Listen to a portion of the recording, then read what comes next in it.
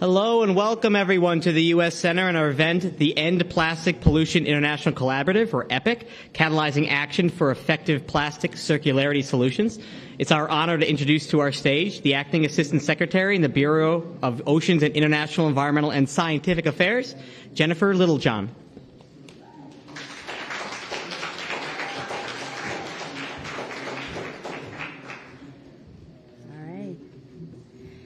Thank you. And thank you to the Aspen Institute for bringing us together today. Welcome, everyone. We have with us a wonderful panel of experts and leaders to talk about what they are doing and what we should all be doing to address the growing problem of plastic pollution. Plastics, I think we can all agree, have revolutionized our lives as we have benefited from their use for health, sanitation, and convenience. However, as production expanded exponentially, so has plastic pollution. It is not just unsightly wrappers or bottles scattered around the ground. It is in the air, in the ocean, in animals, and inside our bodies. It is harming coral, fish, and marine life. An estimated 8 million metric tons of plastic pollution enters the ocean every year. Basically, it is everywhere, and there is more of it every single day. People living in vulnerable situations are disproportionately impacted by plastic pollution, so tackling this challenge is important for environmental justice. Plastic pollution also wreaks havoc with artisanal fisheries and tourism, impacting livelihoods in many local communities. And much of the burden falls on informal waste pickers who collect and recycle plastics, often in hazardous conditions. Their contribution needs to be recognized, and the Plastic Pollution Agreement under negotiation must lay out a path for protecting their rights and formalizing their work. Now, let me talk briefly about what the United States is doing to address the plastic pollution crisis. At home, our Environmental Protection Agency has released a draft national strategy to prevent plastic pollution, which aims to reduce pollution during plastic production, improve post-use materials management, and prevent trash and micro and nanoplastics from entering our waterways. The strategy also aims to remove trash from the environment while shifting to a circular approach for plastics management. The Department of Energy developed its strategy for plastic innovation, a comprehensive program to deliver transformative science and technology solutions that aim to dramatically reduce plastic waste and lower the energy impacts of plastic production and reuse. The Department of Interior has targeted reducing the procurement, sale, and distribution of single-use plastic by the department with a goal of phasing out single-use plastics by 2032. States and local governments are working to reduce plastic pollution by addressing single-use plastics and enhancing recycling. They get it. They're clapping. On the international front, USAID's Save Our Seas initiative is combating ocean plastic pollution globally, implementing programs to reduce the flow of ocean plastic pollution with 14 national and regional USAID programs in the key countries across Africa, Asia, Latin America, the Caribbean, and Pacific Islands that represent 40% of total global mismanaged plastic waste. Now, the United States also is participating actively in the negotiations for a global agreement to end plastic pollution that's run by the UN Environmental Assembly, launched in March 2022.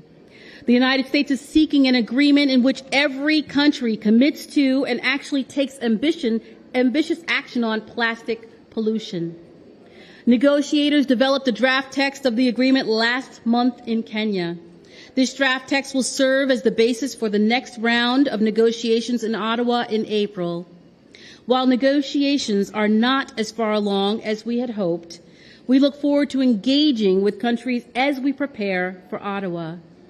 Now, it is imperative that we finalize the text of the agreement on the schedule by the end of 2024, and that the agreement enters into force as soon as possible after that.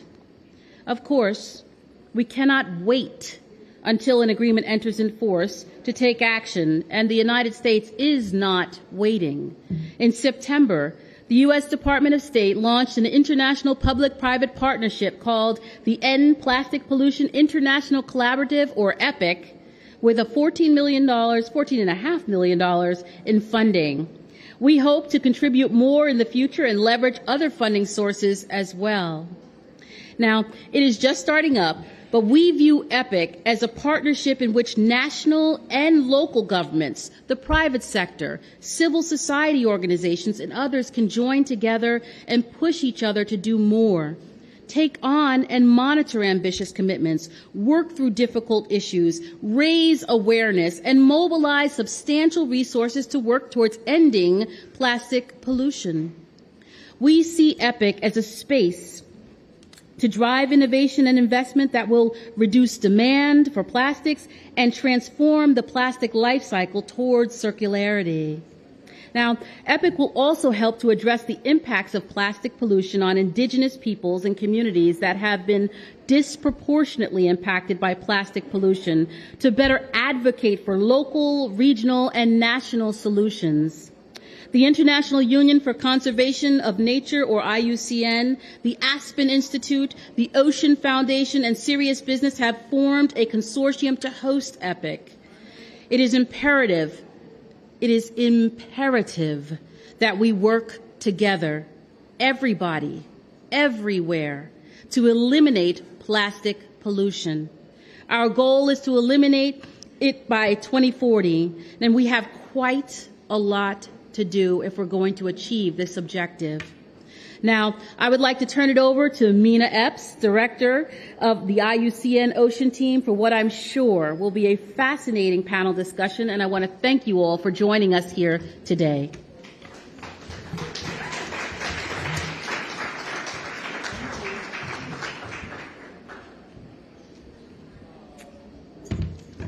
Hello and good evening, everyone. Can you hear me well?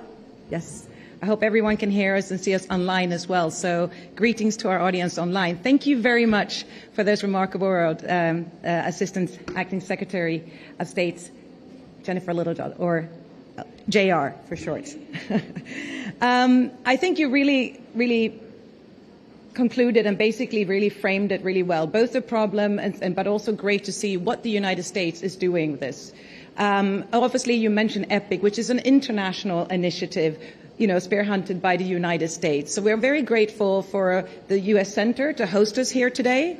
And we look forward to really thinking, as you mentioned, it's also about sharing the knowledge. So we're going to have some of the partnerships up here, but also other expert, different voices to really look into that. So just to say a few words. So I come from the International Union for Conservation of Nature. We're 75 years old. We just had our birthday. And we are really delighted. And we actually embarked on starting to work on plastic pollution about 10 years ago. And the first thing was really to look at, how you quantify it. What different standards are there? What kind of methodologies? Could we harmonize them? How do you measure plastic leakage? Don't really like that term because it's not like it's dripping, right? It's a full-flowing tap, so which we need to close, of course. But also to look at quantification, to provide national plastics assessment tools, but also something that you can then take that and bring that into the decision making. So we are really watching and engaged in the policy process, and we want to see that internationally legally binding treaty entering into force as soon as possible. But, it already starts, not just with the partnership, but also looking at the actual thing, which are the design, the prototype, and on-the-ground delivery for plastic waste mitigation. That's where we have to start. But, we need to work in all different sectors. We have also engaged in the economic impact assessment per sector, as well as policy engagement and support. So we were more than honored when, together with our partners, we're able to host, or we will be hosting the EPPIC. And that was launched in New York, in Central Park, on the 20th September. So I'm glad to see that you still have the same excitement that you had when we met in New York. It was absolutely phenomenal. And I would say the momentum and interest has really grown since. I just came from the U.S. Chamber of Commerce event in the Green Zone. Was very enthusiastic, and they were like a line of people wanting to know more and find out more about this initiative. Lots of entrepreneurs up, so really grateful. So IUCN, together with the Ocean Foundation, the Aspen Institute, Searious Business, we were actually selected to administer the partnership and serve as the secretariat to work cooperatively with the U.S. State Department to build and grow this partnership. So this is a partnership that will be also opening to having more partnership join. So we need to tackle this in terms collaboratively. So what are the objectives of EPPIC? It is really to empower national and regional actors to effectively engage in addressing plastic pollution within their national context, but also to develop enhancing policy and regulatory frameworks towards supporting science-based solutions for plastic reduction, encourage and catalyze innovation for appropriate plastic circulation solutions.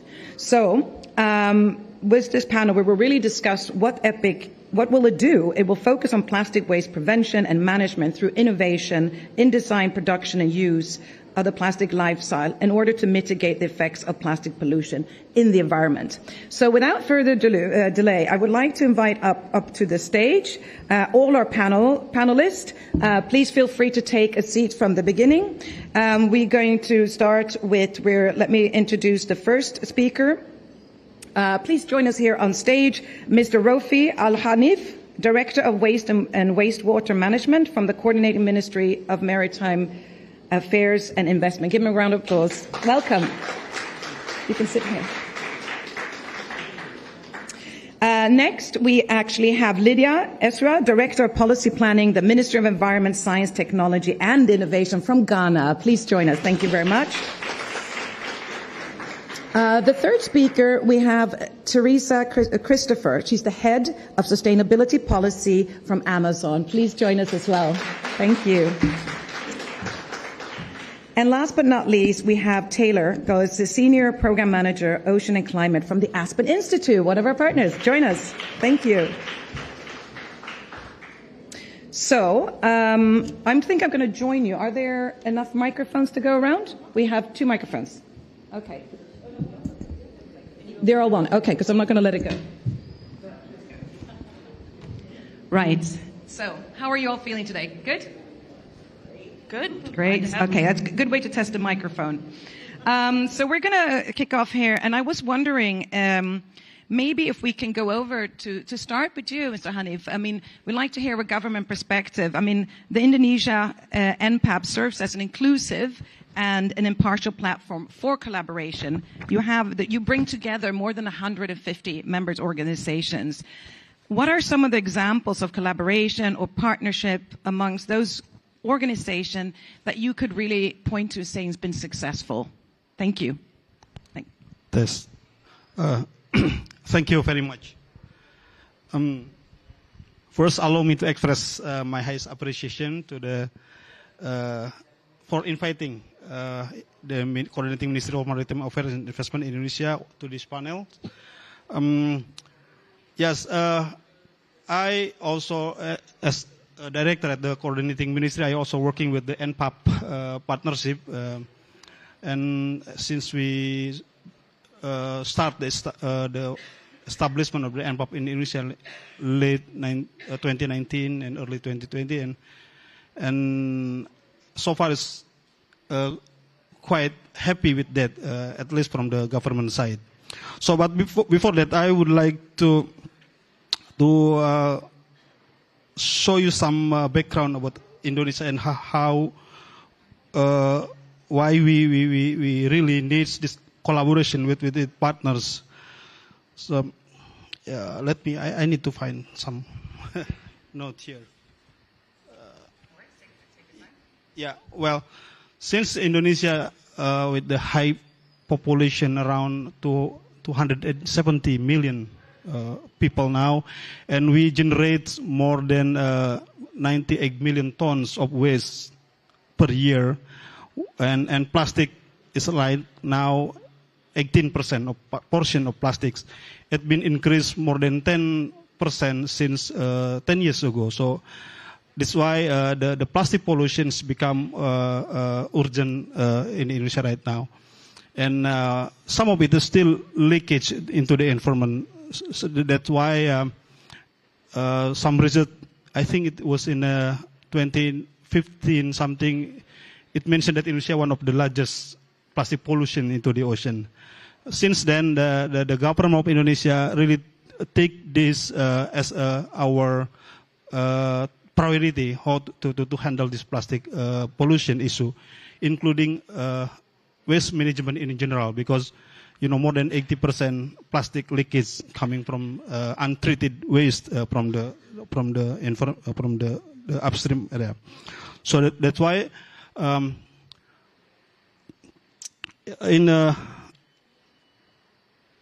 in line with that, the government also issued the presidential regulation number 2018 concerning the marine debris reduction, with the ambition with the ambitious target to reduce around 70% plastic leakage into the ocean by 2025, not from now. But so far we managed to reduce the leakage around 35.6%. Within 4 years. We still have two years to come to meet our target. And this is also supported by all partners.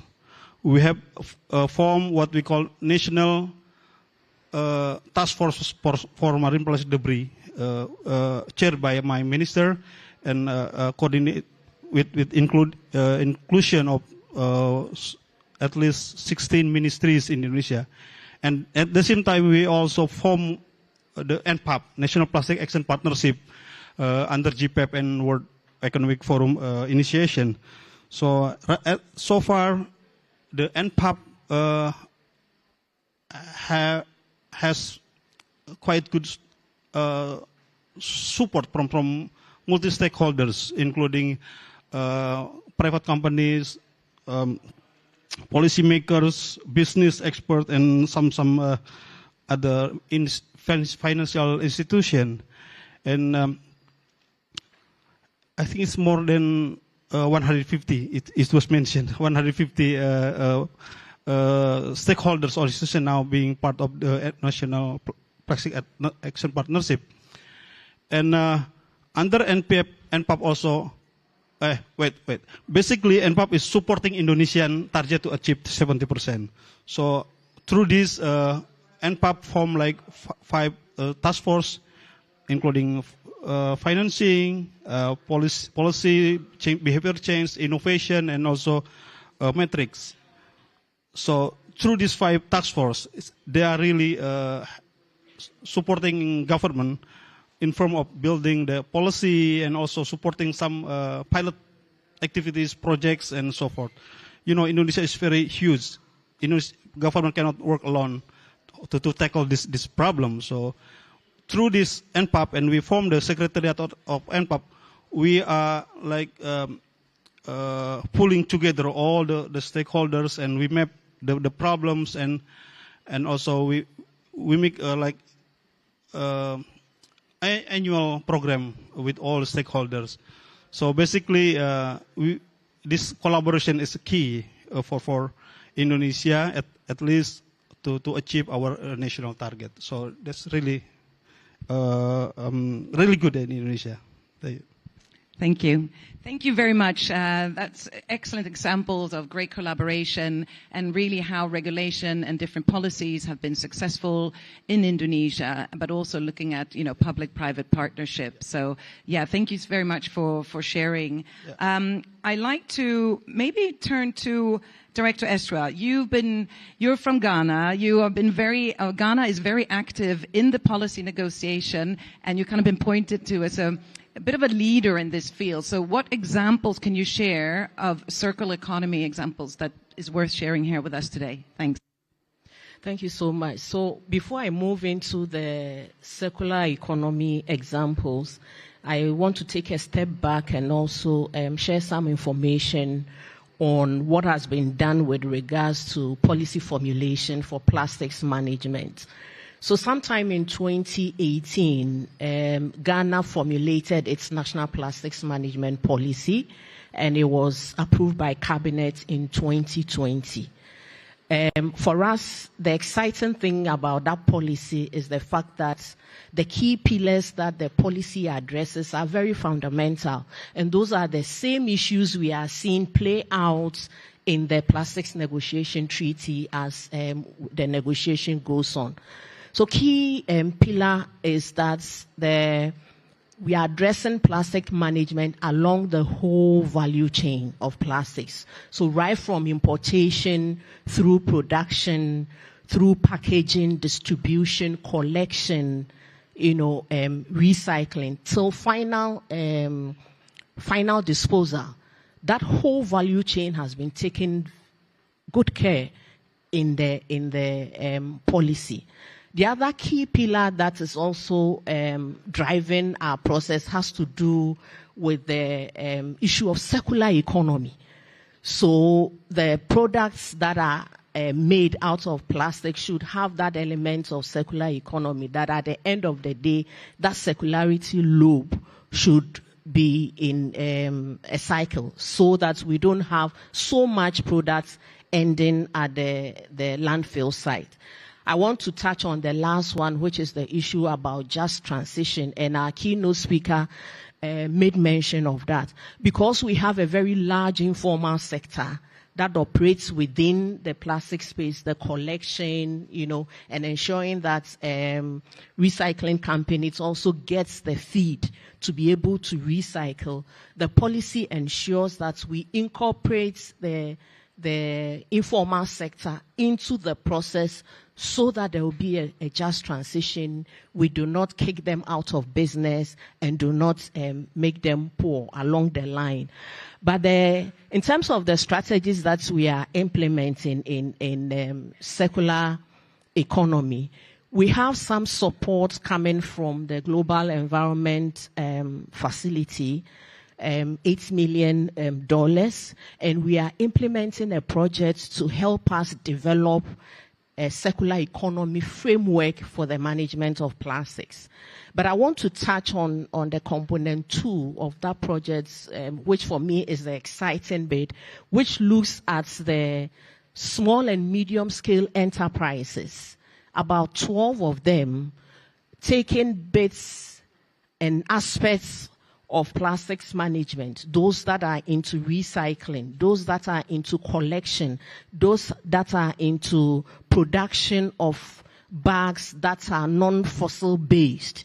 So resources are given to these companies so that they can produce the bags. For those that are recycling, they can now enhance their capacity by way of equipment to also increase the volume of recycling that is being done in those facilities. We also have some resources from Canada, which is helping us set up what we call the Center of Excellence for Circular Economy. Within that center, enterprises will be helped to develop and deploy innovative businesses, help them go through the incubation processes and be able to bring out the businesses to the market to ensure that the circular economy approach is deepened by that process.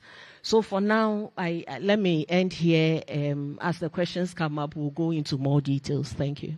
Yeah, thank you so much for sharing, and we'll come back to you again. And I'm sure that your colleague, your neighbour from Indonesia could really relate to some of those issues with also the informal sectors, which also is prominent there. A centre of excellence for circular economy. That sounds excellent. In terms of, even people were asking here at the COP, how come there's not a hub for circular economy? Really? There should be. So that could be something we put on the list for next COP. There needs to be a center or a hub for circular economy. So, Teresa, you are from Amazon. You've heard a lot of the government perspective, and we often talk about this public-private partnership. So can you tell us a little bit about what is Amazon doing to really tackle this problem? And, what do you see as the overall role of the private sector in this type of collaboration? And what is the most useful to address the plastic pollution? Yeah, Yeah, no, thank you. Thank you for the question, and good afternoon, everybody. I'm Teresa Christopher. I head our sustainability policy team at Amazon. I'm thrilled to be here this afternoon. This is a topic I really enjoy talking about. At Amazon, we're committed to bold climate action, but we're also committed to reducing plastic waste. It is something we have been doing, we've been focused on, and we believe heavily in collaboration. So since 2020, in 2022, we reduced our plastics, our single-use plastics, by over 11% across our global operations. And in this year, just in October, I'm proud to say we opened our first fulfillment center in the U.S. that's plastics-free packaging. We are rolling out that new technology. It always amazes me, our scientists. We've invented a new type of paper to run through the machines, and we're rolling out eliminating plastics in our packaging across operations. Now, with that said, we come from a place to actually reduce materials that are unnecessary because we believe circularity is important and eliminating unnecessary materials are important. So that is the place we start from, and then we try to get to the harder plastic reduction where we can. Now, with that, we also believe heavily in innovation. We're a tech company. We try to use our scale and size for good. We have a $2 billion climate pledge fund where we invest in early stage startups. One of those startups that is really exciting to me is a woman-led startup called Genesis. They are working on a new type of bioplastics that hopefully we will see where that company goes in that technology and hopefully scale that. We work also in collaboration with a lot of our suppliers and our sellers to make sure that where we can, they're selling and shipping in their own containers. And we work with them. We have a program where we actually work with sellers to redesign their packaging, to use less materials, to use more environmentally friendly materials, to use less plastics.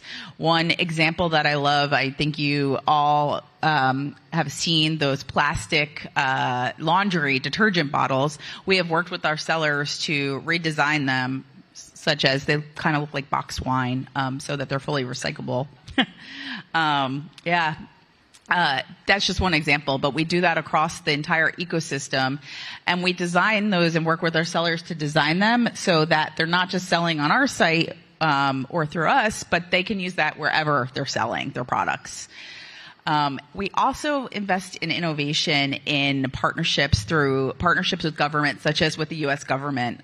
So, for example, we have research R&D projects happening alongside the U.S. government, investing in what are those new types of plastics? Can we invest in new types of bioplastics that we might need in the future, that we might be able to use, that will be more environmentally friendly?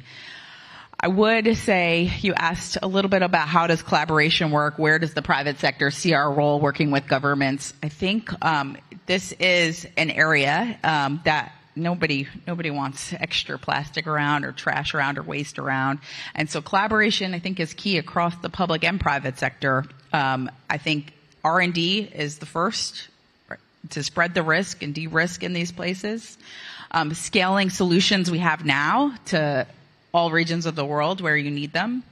And then really investing in these public-private partnerships where we can bring our technology and our scale to work with different parts of the world to address their unique needs. So that's, thank you for that question, but that's where I would go.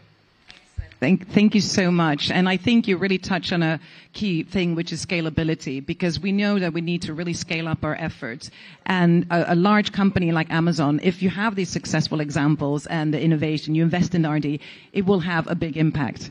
So I think that's also why we have to engage all parts of society, large and small, and see where we can make that difference. So really interesting to hear from you and some of those examples. Thank you. So I'm going to turn to our last speaker, last but not least. Next to me, I have Taylor. Taylor goes from the Aspen Institute. So you've really been part of putting this panel together to make sure we have a different representative and different voices. Could you tell us a little bit about about not just EPPIC per se, because I think that there's no shortage of new initiatives, partnership, etc. Like, how is EPPIC different, and how does it kind of relate to other initiative and collaboration from some of, for example, you've heard from your fellow panelists? Thanks. Yeah, thank you so much. It's great to be here. I'm Taylor Gels, and I'm at the Aspen Institute. We're not quite as old as IUCN, but we've been around for about 50 years. If you haven't heard of us, we work on bringing folks together, leaders from around the world, on the toughest issues of the day. So from everything from AI to trust in government to climate change to now plastics. And so I'm really excited to have been part of the team in Aspen and with the rest of our host consortium to kind of bring EPPIC to life this year. As Mina and the Assistant Secretary mentioned, that we launched in September, so it feels like a lifetime ago, but also just a little bit ago. And I had seen Monica Medina from WCS was here, and they hosted us at their great space in New York, and so shout out to that team for letting us be there and really kick this off with a bang. And I think what's really exciting and what got Aspen interested in being a part of this is a couple of things. First, because it's a public-private partnership, because the U.S. was putting dollars down and saying we want to talk the talk, but we also want to walk the walk. And we want to fund this, and we want to bring together a diverse group of partners for this host consortium, especially because, and I want to get this right too, so I'll check my notes, but while we're building a global program, we have some regions of focus to start for us. And that's what I think, it's the U.S. not just helping the U.S., it's helping others through EPPIC. And so we're going to focus on Asia Pacific, Latin America, and Africa, and that's very, very broad, and these are all areas that have very unique regional solutions and unique regional opportunities. And so we really want EPPIC to be a place where we can do some of that South-to-South dialogue, South-to-South learning. And that's what the Aspen Institute is going to bring to this partnership, is our kind of facilitation and bringing people together expertise, starting with panels like this, and then a series of high-level dialogues alongside the INC processes. Because people are flying all over the world to get to the right place to go into these discussions, and so let's really sit down, have some structured dialogue. I don't know about any of you, but this week at COP, I felt like the best discussions I've been in have been those small roundtables where you really get to look each other in the eye and really understand, what does this mean? How do we do it? And so that's what we're really looking forward to doing too. And with the 14.5 million that we have for now, it's going to be partly for these sorts of convenings, giving out grants. One really part that I'm excited about is the idea of an innovation prize. And so what Teresa was speaking to as well is, how can we take some new ideas, and how can we take new ideas that are focused on solving solutions in Indonesia specifically, in Ghana specifically? How can we help the SMEs in your countries? Because that's another focus, is that EPPIC is going to be focused on that SME community, that we love to see the great solutions that Amazon is bringing, and how can we then help, pass that along and pass those learnings along. There's just so much power when people get in a room together and are able to kind of share learnings, and then the fact that EPPIC comes with some funding along the way doesn't hurt, because we don't need a new collaboration for collaboration's sake.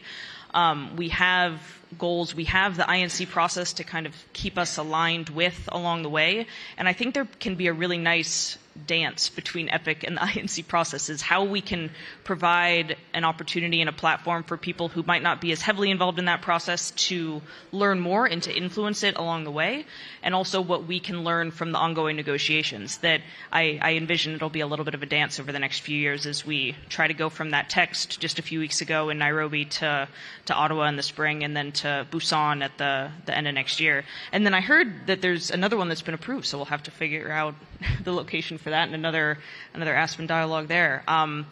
The other bit that's really exciting from the Aspen point of view is some of you might have heard of our Aspen Ideas Festival that we have every year in Aspen, Colorado. We just started 2 years ago a climate iteration of that called Aspen Ideas Climate in Miami Beach, where Vice President Kamala Harris spoke this year. It was very exciting.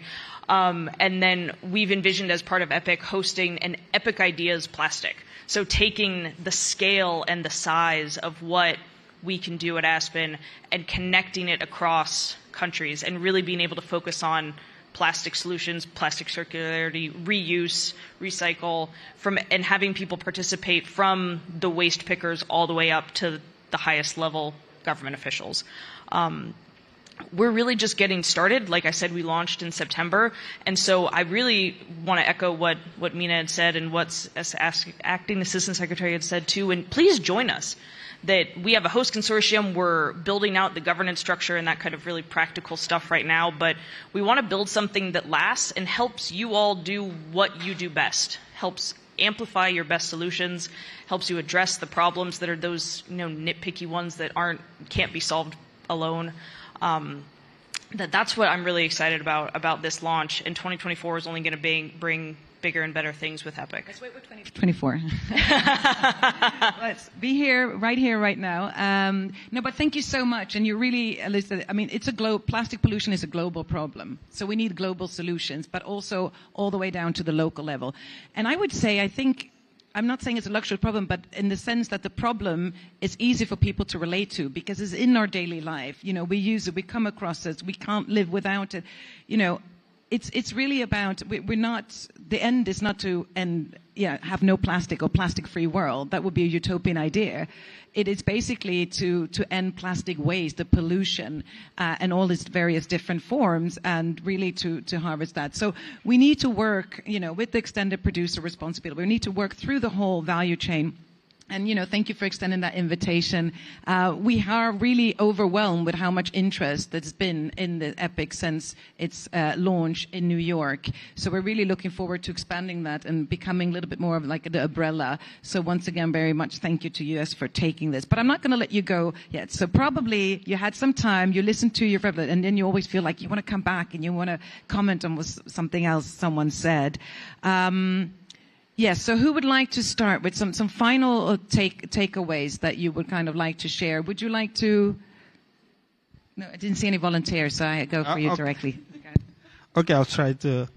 Well, just I'm going to emphasizing with the problem of plastics pollution. So as you mentioned, we also now working at the global level. We are now in the process of having the plastic treaty in a global, but I think.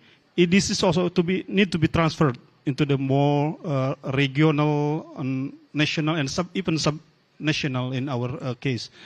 So, and it's need to be linked. And our discussion at the global level need to be really transferred into the action at the ground, at the grassroots level. So you mentioned about the SME and so forth. And even in research right now, there are so many startups built by young generation. There are many. Almost every day, every month, coming new startup, and related with the waste management. Start from the collection, starting from the avoidance of using the single-use plastic, and until some technologies. So I think this need to be linked between the global into the national. That's why partnerships, financial innovation is really important in this case. We cannot only supporting. You mentioned about walk the talk. So this is really important, and we need to really making the good pipeline from the in terms of financing and other capacity building, so kind of that to support our national and grassroots level. So I think this is very important. Thank you very much. And Lydia, to you, would you be willing to become one of those would Ghana be a champion for ending plastic pollution in Africa? Yes. Ghana has always played that role. Even in 2021, we worked with Germany and Ecuador to make a statement on requesting for convening a ministerial conference on plastics pollution, which was successfully held in Geneva. When you come to the INC processes, Ghana is doing marvelously well at that level. Currently, Ghana is chairing the Africa Group of Negotiators, right? And also making some advancements on how can we get financial resources to be able to implement the instruments once it comes into play. So Ghana in INC2 submitted a proposal, which is the Global Plastics Pollution Fee, GPPF, which we are asking that some fees be paid based on the polluter pay principle, so that fees will be collected, aggregated, and be able to make it available for countries to implement the treaty, and especially implement plastics pollution in their country. Currently, when we look at the pollution gap, which is the global consumption of plastics, and our global capacity to be able to recycle, there's a gap. And so we have so much legacy waste, plastic waste that is still lingering on, and we need to find the financial resources to be able to manage these wastes. And so it's important that even as Ghana has put this proposal forward, we garner some support from colleagues here. I've seen quite a number of INC negotiators around, and I know it's the same people that will move on into that platform. So let's find, we are amenable to having sustainable financing, and if we have to get contributions to fine-tune the proposal as has been submitted by Ghana, we are also willing and ready to go by it. Let me just take the opportunity and also say that Ghana is also a partner with the Global Plastic Action Partnership, and we have the National Plastic Action Partnership back in Ghana. A marvelous platform that brings together public, private, informal sector, academia, for us to be able to discuss and agree on ways forward to address the plastics management. One of the key things that the NPAP has been able to support the Ministry of Environment, Science, Technology and Innovation to do is to come up with a roadmap for plastics management, and which is being implemented by the different actors on that platform, which is the private sector, the public, the informal sector. And Ghana's NPAP stands out as one of the model of excellence because, on every platform we hear Ghana's NPAP being mentioned because of the good work that we are doing. But like I said, even back home, my minister is also very passionate about the management of plastics. And one of the key things that he's pushing and putting across has to do with the way we incentivize plastics management. Currently, across board, all the literature, when you go through it, you realize that incentives are provided based on the weights of plastics that are collected. Assuming it's the informal sector, waste pickers that are collecting. They collect, they bring its weight, and then some incentive is provided for them. Right now, the minister thinks that we should reorient ourselves and move forward on the preventive mode, in the sense that we allocate areas and grades to the informal pickers. When the inspectors come and no plastics are seen, that is when you are given an incentive. So, and we think that this is a very innovative approach because we've practiced this weight base for a long while, yet we see the single-use plastics littering around. So we need to change that, and Ghana is poised and well-positioned to do that. Yes, you are. Yes, that's excellent. Can I just have a quick follow-up question, because you mentioned a few times the informal sector. Do you feel that they have a voice in the actual negotiation? Yes and no. Yes and no. Yes, because a few of them get support to find themselves in the INC processes, but the numbers are not, enough. And so if we can get the support to get quite a number of them there to really make the noise and create the advocacy so that they are heard, it will be helpful in that order. But for us in Ghana, our NPAP platform, they have the opportunity. We have a whole task force that is addressing issues on the informal sector. And every now and then, the issues that they bring to that platform it also feeds into the policy processes as we formulate them. Yes, excellent. So don't get too distracted by this clock. It's not going to go off an alarm in 2 minutes, right? We're all going to have time to hear from you. Yes, Teresa, do you have any final takeaway, maybe to other big corporations and thinking of some along the lines that they want to contribute to ending plastic pollution? Yeah, no, I appreciate that. I talked a little bit about innovation. I talked about the importance of collaboration, but one of the other key important pieces of this is clear policy frameworks. And so it's really nice to be sitting up here and hear a little bit about what you're doing in the treaty. Having consistent definitions across jurisdictions is important, but also then as you are looking at clear policy frameworks, leaving space for that innovation in those policy frameworks, not designing for today, but actually thinking about those frameworks and those laws as we look to the future and what we're investing in and what we're inventing to address these issues in the future. So leaving space for that. So I think those are key. Sounds like we need a little bit of flexibility, and it's about future-proofing the internationally legally binding treaty. So there is scope for new innovation or what it looks. But this is everything that gets written into the preamble and the general provision. That's where the future-proofing needs to happen. So thank you for that as well. Taylor, do you have any final takeaway messages that you want to share with the audience before we wrap up? I don't need to take more time than this is why we wanted to have this event here. This is an event about climate, but it's an event to get to bring EPPIC to a new audience. That we are planning some more of these in a different kind of more plastic focused events, but I think it's so crucial for us to remember that we have multiple crises at hand and that we can't solve one and ignore the others, that it has to be an all hands on deck. I work in shipping mainly, so apologize for the shipping puns approach.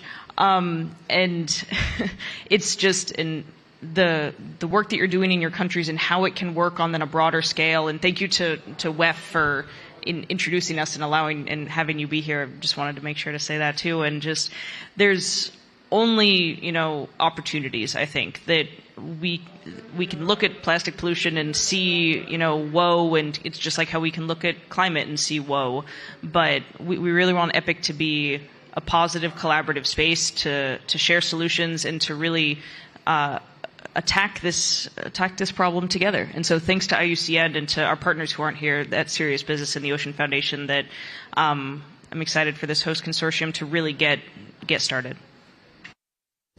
All right. Thank you very much. I think they deserve a big round of applause to all our excellent panelists. Thank you very much. So I think that was really insightful that we can go from, the government perspective, but also the private sector, but also this is really the knowledge base. And what Taylor was saying, this is why we're here. We're here to make the connections. So I find it quite intriguing that we've been here in the policy space, and then you go over to the green zone. It's very different paced. With the private sector, it's very quick. They're very, transactional. They stepped in and they said, hey, we want to work with you. How can we, help and improve this? So this is really also an open invitation. We would love to see ways on how we can collaborate or work together under this initiative. And we really know that we need to work in so many different fronts and multiple layers to really tackle this pervasive problem. No plastic is born, they're not born all equal, right? They have inherent values. Plastic wrap is something that you will throw away, but a single-use surgical tool has a very different value. So on that note, we also would like to say that I hope that the next COP, COP29, will be a single-use plastic-free waste COP. Let's hope so. So with that, I think we are getting close towards the end. We have a few minutes to spare, but that means that We can also kind of gather everyone for a photograph, and if there's a few minutes for the audience if you want to approach someone, to grab them afterwards. But I think as a conclusion, I think I'm very pleased with this panel. Maybe there's one addition, if we had one more chair, not only, as you said, to have all voices represented, including the formal sector, but also the behavioral change. So that's something I took away from the Greensome over here, to say, how we're working with the private sector to really, plastic diversification. So that's also a very important aspect. But we're here to learn, we're here to share. And with that, I also like to thank not only the Aspen Institute, but also the Ocean Foundation, and certainly my team and the plastic team within IUCN, for being able to really work from the global policy level all the way down for the ground truth thing in terms of how you actually apply this different intervention. So I think a warm thank you. Thank you to you as well. This is Jennifer Littleton, Acting Assistant Secretary, for your time, your passion, and really, can-do attitude in terms of fighting this problem. So really, and most of all, thanks for the audience for listening to us, and we're happy to have a quick exchange this, but I am conscious that there will be an event shortly after. So thank you again for the U.S. Center for hosting us, and a warm applause for all our speakers. Thank you very much.